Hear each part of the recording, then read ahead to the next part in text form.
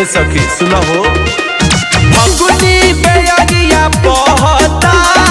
मनला सजै से रहता उनका बिना बेकार बा सुरहो हमर सिंगार होलिया में अब किए सखी पहले नहीं भतार होलिया में अब किए सखी पहले नहीं भतार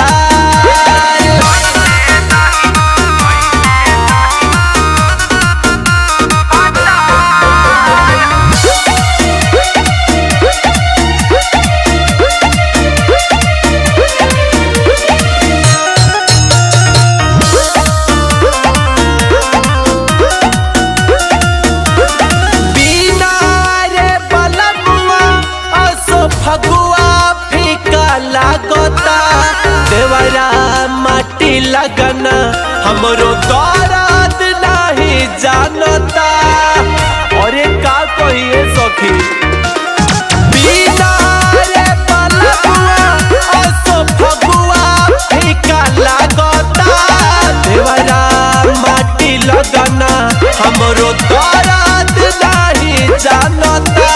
कटहल चवनिया खोजता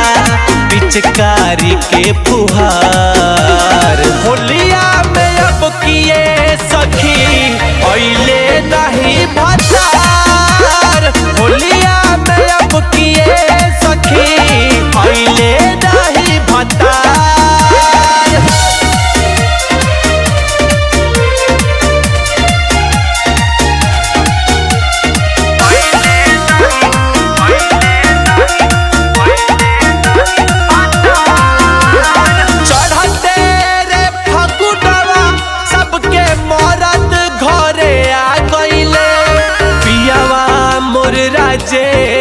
कौना सवत पर लुभा गईले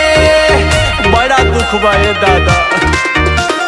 चढ़ते रे फगुनवा सबके मरद घरे आ गईले पियावा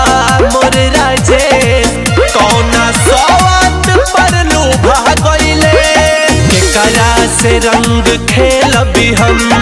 कैसे लुटबी लहार होलिया में अब किए सखी पहले नहीं भतार।